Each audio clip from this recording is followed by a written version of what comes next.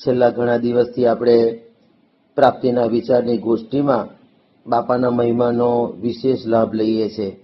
એમાં પણ અત્યારે મહંત સ્વામી મહારાજની 92મી જયંતિ આવી છે, એટલે મહંત પર્વનો આપણે લાભ લઈએ છીએ.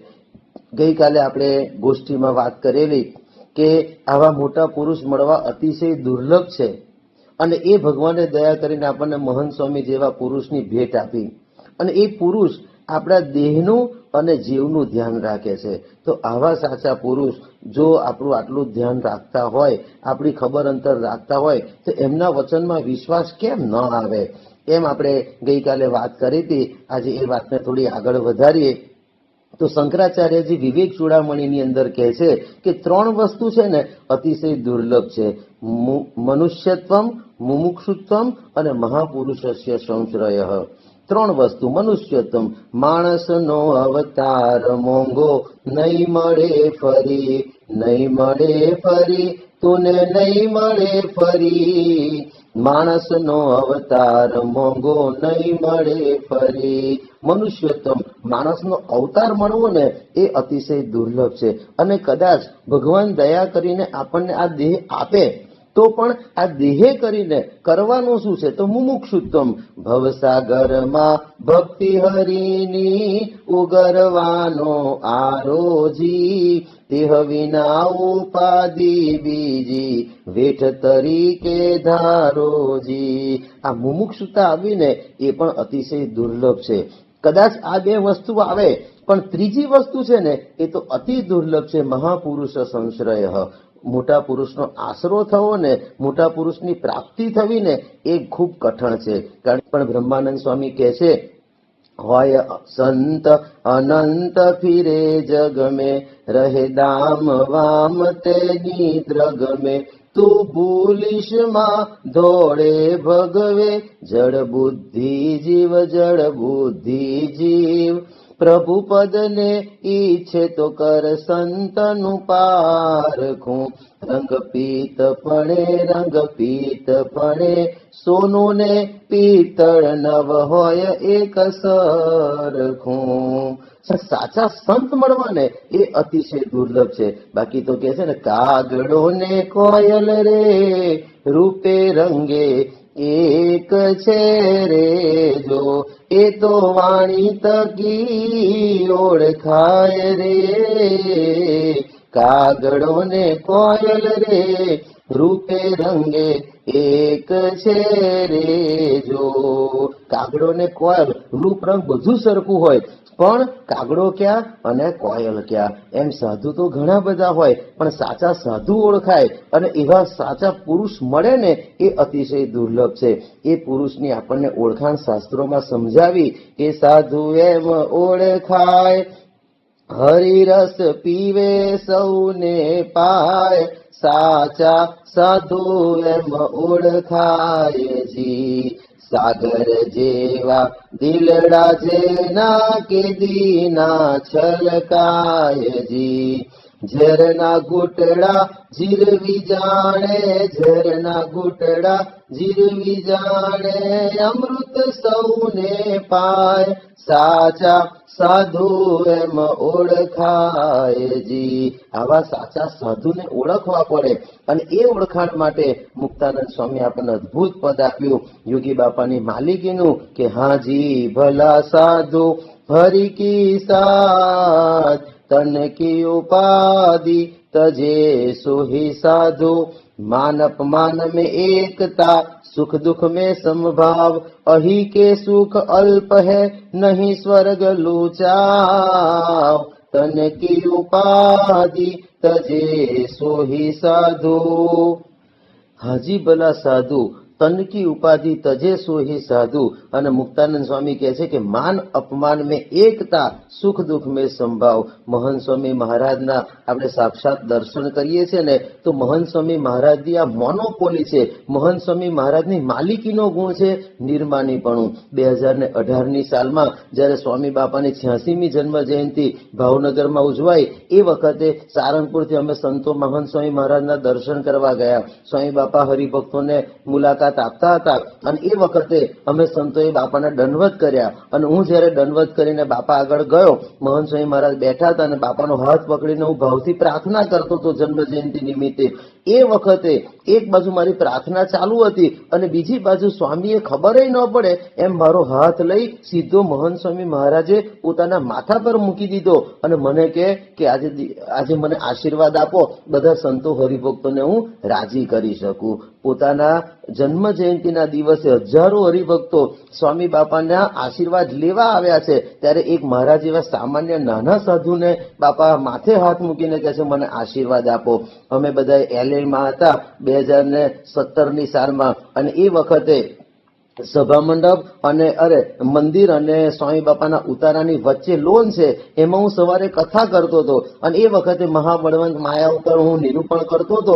સ્વામી બાપા બીમાર હતા અને એ વખતે દર્શન કરવા માટે નીકળ્યા. હું સોફા પર બેસીને કથા કરતો હતો. બરોબર એ જ રસ્તો હતો જ્યાં સ્વામી બાપાએ મારો સોફો ને મને જોયો ને તરત બાપા એકદમ વળી ગયા અને એકદમ નીચા નમી અને મને પગે લાગ્યા. હું તો હાંફળો ફાંફળો થઈ ગયો. મેં તો માઇક સાઈડમાં નાખી દીધું અને ઉભો થયો અને ચાલુ કથાએ મેં મહંત સ્વામી મહારાજને દંડવત કર્યા કે બાપા તમે રહેવા દો, બાપા તમે ક્યાં નીચા નમો છો.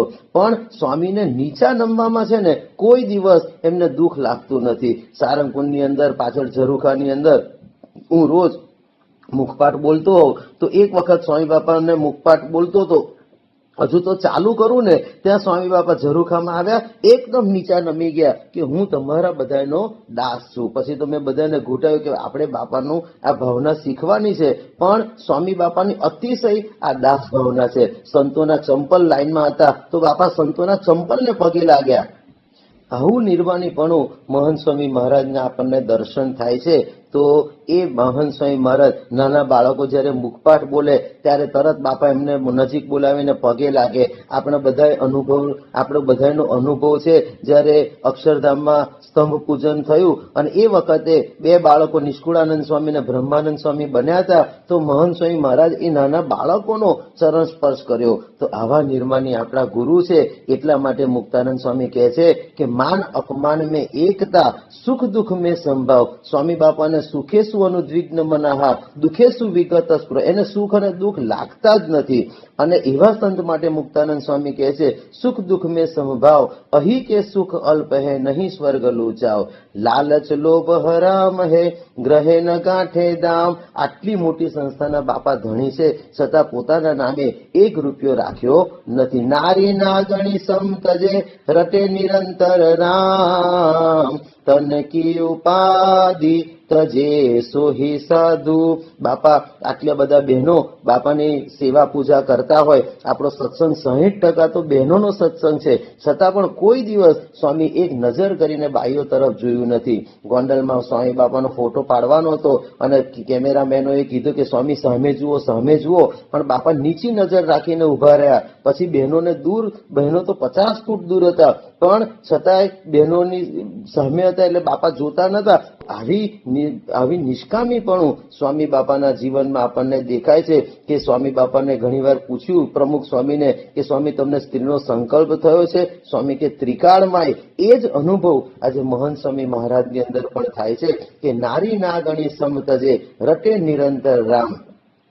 મઠ ન બાંધે મમતા કરી સઠતા કી ત્યાગ, કબહુ ક્રોધ ન ઉપજે સો સાચા વૈરાગ. મઠ ન બાંધે મમતા કરી. હમણાં જ્યારે સ્વામી બાપા અટલાદરા આવ્યા ત્યારે સ્વામી બાપા ખૂબ થાકી ગયા હતા અને સ્વામી બોલ્યા કે હવે તો આ શરીર કામ આપતું નથી. ત્યારે આદર્શ જીવન સ્વામીએ કીધું કે સ્વામી તમે આવા ઉંમરે અને આવી તકલીફમાં ગયા વર્ષે 16 સેન્ટરોમાં વિચરણ કર્યું અને એટલે કે દર 20 દિવસે એક સેન્ટર આપણે બદલી નાખ્યું. ત્યારે મહંત સ્વામી મહારાજ એકદમ કડક થઈને બોલ્યા 20 નહીં 4 દિવસે એક સેન્ટર બદલાઈ જવું જોઈએ. એમને આટલા મોટા મોટા મઠ બાંધ્યા છે, આટલા મોટા મોટા રોબિન્સવિલનું અક્ષરધામ, આ રીતે દુબઈની અબુધાબીની અંદર મોટું મંદિર બાંધ્યું, કેટલા મોટા મોટા ભવ્ય મહાલયો જેવા મંદિર બાંધ્યા, પણ કોઈ પણ જગ્યાએ સ્થિર થઈને સ્વામી રહ્યા નથી. મઠ ન બાંધે મમતા કરી સઠતા કીની ત્યાગ. કોઈ દિવસ એમને કોઈને છેતરવાનો, કોઈને દુખી કરવાનો કરવાનો સ્વામીને ભૂલો અંતરમાં ભાવ થતો નથી. કેને દુઃખ દેવાનો દિલ મારે, ભૂલે ભૂંડો ભાવ નથી. પર ઉપકારે પળ પળ મારે, ઉપજે ઈચ્છા અંતરથી. તો એવા મોટા પુરુષ આપણને મહંત સ્વામી મહારાજ મળ્યા છે. અને છેલ્લે મુક્તાનંદ સ્વામી કહે છે, ત્યાગે તીખા તમ તમા રસના ભોગ વિલાસ, મુક્તાનંદ કહે શું સંત કે સદા રહત હરિપાસ. ખાવા પીવામાં બાપાને જરાય પડી નથી. સારંગપુરમાં સ્વામી બાપા એકવાર હતા અને રીંગણ વટાણાનું શાક હતું અને સ્વામી જમ્યા તરત મને બોલાવીને કીધું કે યોગી ચિંતન, આ વટાણા કાઢી નાખજો, આ વટાણા ખરાબ થઈ ગયા છે. એકવાર સેવક સંતોએ પાપડ અને મઠિયા શેકીને જમાડ્યા તો તરત બાપાએ કીધું કે આ પાપડ છે અને આ મઠિયા છે. એટલે ખબર તો બધી જ પડે છે સ્વામીને, પણ એમાં એમને રસ જ નથી ભગવાનમાં. એવી કોણ વસ્તુ છે આ ભૂમાં, જેમાં લોભે જે લોભ્યા પ્રભુમાં, રે છે અન્ય વસ્તુથી ઉદાસ, એમ સમજે છે હરિના દાસ. એમને કોઈ વસ્તુમાં લેશ માત્ર રસ નથી. ત્યારે મુક્તાનંદ સ્વામી કહે છે, મુક્તાનંદ સો સંત કે સદા રહત હરિપાસ. એવા સંતને ભગવાનને જરાય ચેટું નથી. એટલે જ મહારાજ વચનામૃતમાં કહે છે કે એવા જે સંત છે ને એની ચરણ રજને તો અમે માથે ચડાવીએ છીએ.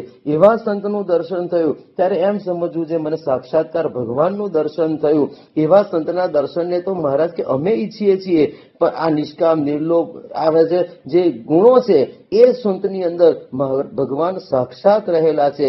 જેના મુખ મહારાજનું, જેના હાથમાં હરિના હાથ, સંત તે સ્વયં હરી. એવા સાક્ષાત મહારાજ આ રીતે મહંત સ્વામી મહારાજની અંદર રહેલા છે.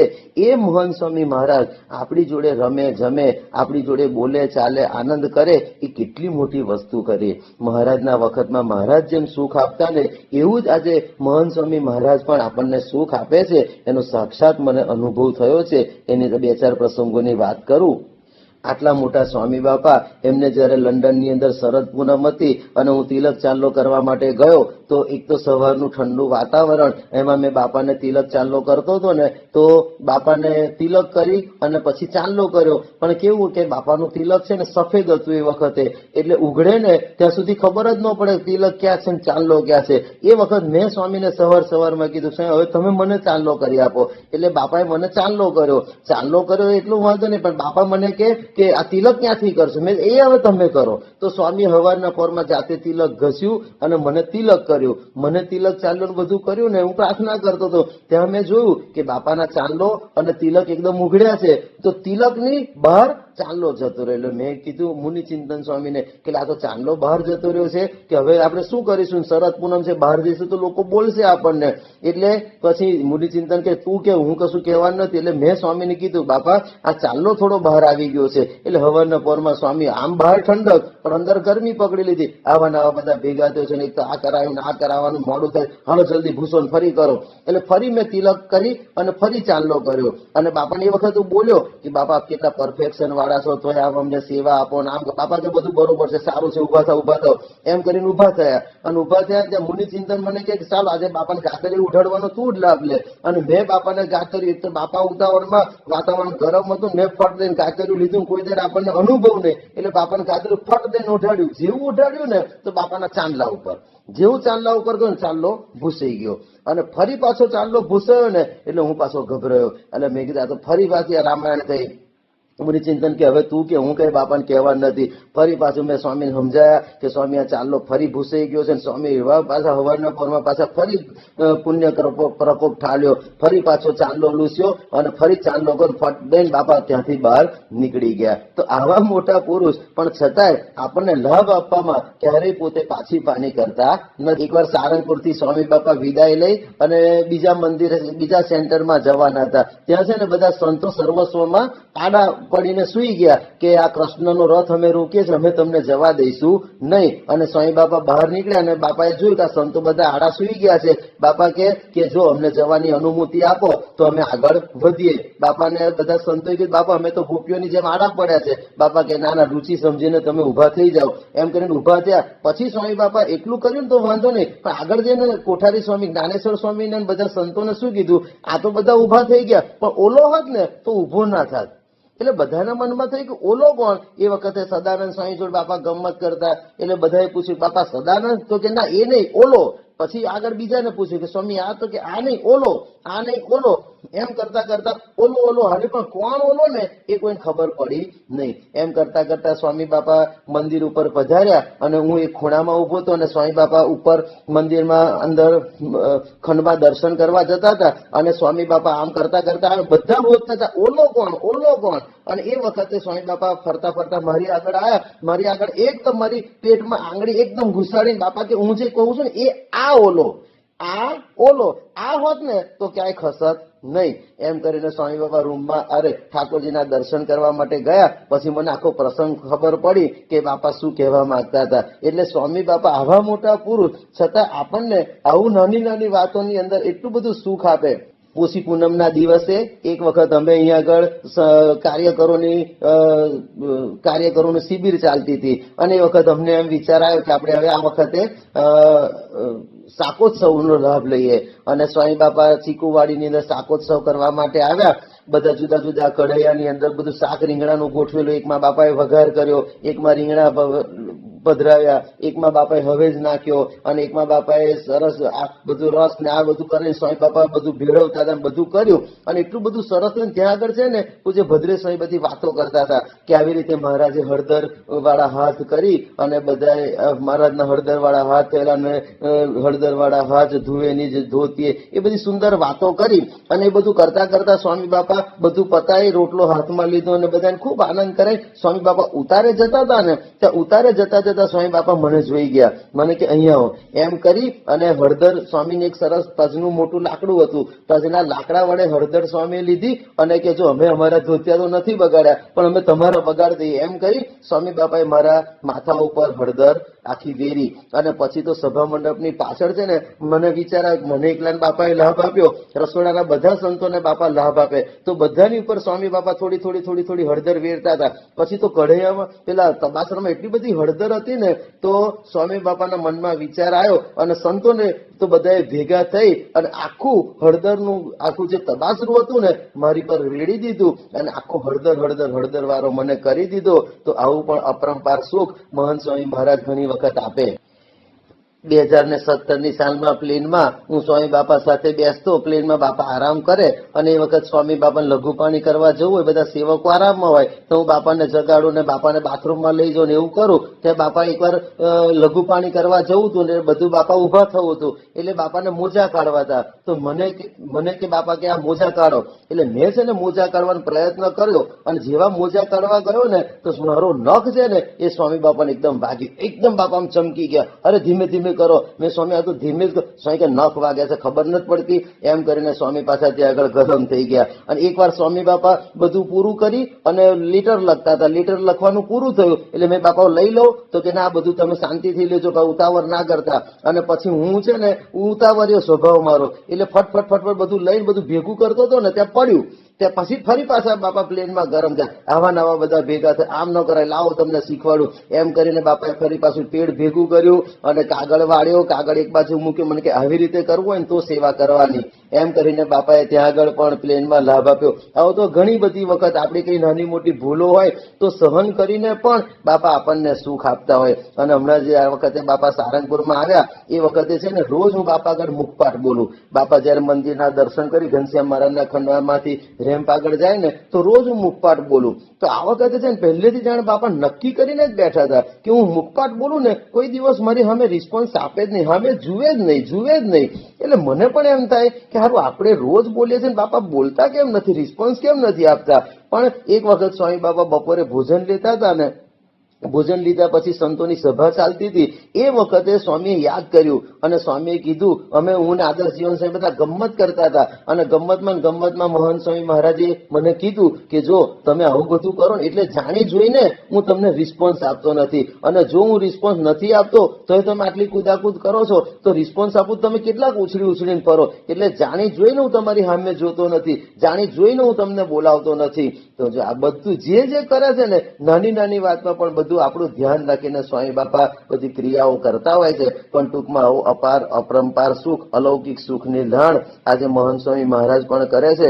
આવા બધા પ્રસંગો, આ તો એક તો મારા એકના નહીં, આવા તો 1200 સંતો અને લાખો હરિભક્તોના પ્રસંગો છે કે જેને બાપાએ વ્યક્તિગત એક જણને પકડીને બાપાએ સુખ આપ્યું હશે. જ્યારે આવા સુખની લાણ જોઈએ ને ત્યારે મહારાજની આપણને સ્મૃતિ થઈ જાય કે રમાડ્યા જમાડ્યા રૂડી રીત શું, મળ્યા વરી વારંવાર રે, હેતે પ્રીતે નિત્ય સુખ આપિયા, તે તો કેતા આવે કેમ પાર રે, આજ આનંદ મારા ઉરમાં. ત્યારે આપણને પ્રતીતિ થાય કે એ જ મહારાજ આજે મહંત સ્વામી મહારાજ દ્વારા પ્રગટ છે. અને જો ખરેખર આપણને આ પ્રતીતિ દ્રઢ અંદરમાં આવી જાય ને તો આજ આનંદ આપણને અંતરમાં થઈ જાય. અને એટલા માટે આ વાત જો મહંત સ્વામી મહારાજ તો મળ્યા જ છે, શ્રીજી મહારાજ આપણને મહંત સ્વામી દ્વારા મળ્યા છે, એ વાત આપણા જીવમાં અતિ દ્રઢ થાય ને એટલા માટે રોજ મહંત સ્વામી મહારાજ આપણને આજ્ઞા કરી છે કે રોજ આપણે બધાએ ભેગા થઈને પદ ગાવું. તો હવે આપણે બધાએ ભેગા થઈને પદ ગાઈએ. માનો મળી છે મોટી વાત હાથ આવી તેમાં હાર જોરે, કરી જતન દિવસ રાત સૂતા બેઠા સંભાર જોરે. માનો મળી છે મોટી વાત હાથ આવી તેમાં હાર જોરે, કરી જતન દિવસ રાત સૂતા બેઠા સંભાર જોરે. સાચો મળ્યો છે સત્સંગ અંગે અચળ કરી રાખ જોરે, રખે ચડે બીજાનો રંગ એવો દાપણ દૂર નાખ જોરે. લઈ બેઠા છો મોટો લાભ બેટી પૂરણ બ્રહ્મને રે, નહીં તો દુઃખનો ગત ડાપ માની લેજો એ મર્મન રે.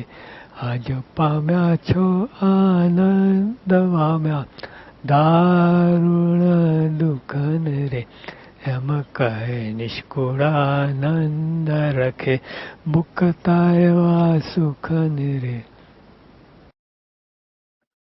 સ્વામિનારાયણ ભગવાનની જય.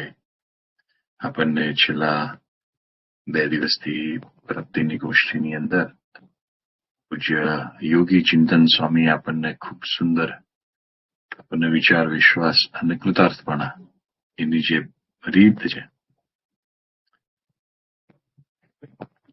શ્રી સ્વામિનારાયણ ભગવાનની જય. આપણને છેલ્લા 2 દિવસથી આ પ્રાપ્તિના વિચારની ગોષ્ઠીની અંદર પૂજ્ય યોગી ચિંતન સ્વામીએ આપણને ખૂબ જ સત્પુરુષનું જે સાયલન્ટ હેત, એ આપણા દેહનું અને આપણા જીવનું, એ બંનેની કેટલી જ શાંતિથી સાચવણી કરતા હોય છે. એના જુદા જુદા પ્રસંગો, પોતાના પર્સનલ બધા પ્રસંગ બધા એમને શેર કર્યા. તો એના પરથી આપણને પ્રતીતિ આવે કે બાપા માટે તો એક જ સંતનો, એક હરિભક્તનો વિચાર કરીએ પણ એના જીવનમાં કેટલા પ્રસંગો હોય. તો સિંગલ હેન્ડેડલી બાપા, પ્રમુખ સ્વામી મહારાજ, મહંત સ્વામી મહારાજ હજારો સંતોને, લાખો હરિભક્તોને કેવી રીતે હિત, પ્રેમ, એમને કેવી રીતે સંકલ્પ પૂરા કરતા હશે. બહુ એક વિશેષ પાસું આપણને સત્પુરુષનું દેખાય અને અલૌકિક ઐશ્વર્ય જ છે એમનું. આ ઘરમાં આપણે બધાને રાજી રાખવા કેટલું ચેલેન્જ પડી જાય, પણ બાપા એક સાથે બધી ચેનલ્સ એમની એક્ટિવ હોય અને બધાને રાજી રાખે, બધાના સંકલ્પ પૂરા કરે, બધાનામાં એ થાય. તો એવા અદભુત પ્રસંગો આપણને કર્યા પરથી આપણને ખબર પડે કે આપણને જે ભગવાનને સંત મળ્યા છે કેટલા સાચા છે, કેટલા નિસ્વાર્થ છે અને એમને એક જ સ્વાર્થ છે કે કેમ કરીને હું જે ભગવાનને ભગવાનનું સુખ લઉં છું એ સુખે તમે પણ બધા સુખ્યા થાવ. તો એ રીતે પૂછ્યું યોગી ચિંતન સ્વામી એનો ટૂંકમાં પરિચય જોયો. આમ તો બધા ઘણા પરિચિતમાં છો જ, પણ તેમણે 1997માં પ્રમુખ સ્વામી મહારાજના હાથે દીક્ષા ગ્રહણ કરી. ઓલમોસ્ટ હવે 30 વર્ષ દીક્ષાને થવા જઈ રહ્યા છે. 30 વર્ષથી પોતે સાધુ છે અને વર્ષોથી ત્યાં અત્યારે પોતે સારંગપુર મંદિરમાં રહી અને પોતે ભંડારી સંત તરીકે સેવા આપે છે.